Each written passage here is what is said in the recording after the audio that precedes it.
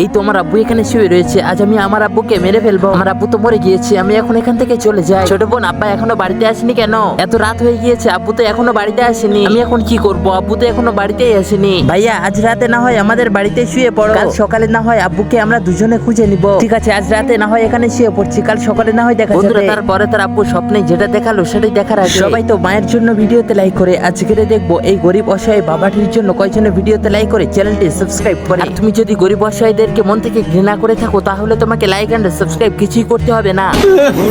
বেটা, আব্বু এই তো আমি, তুমি কোথায় গিয়েছিলে? আমি তো তোমাকে দেখতে পাইনি। বেটা, তোমার বোন আমাকে মেরে ফেলে দিয়েছে, আমি আর কখনোই বাঁচবো না। তুমি যেখানে শুয়ে রয়েছো তার নিচেই আমার লাশ পড়ে রয়েছে। আরে হাই হাই, এটা আমি কি দেখলাম? আরে হাই হাই, আমার আব্বুর লাশ তো এখানে পড়ে রয়েছে। আব্বু আব্বু, তুমি চোখ খোলো। বোন, তুমি কোথায় আছো? তাড়াতাড়ি এখানে এসো।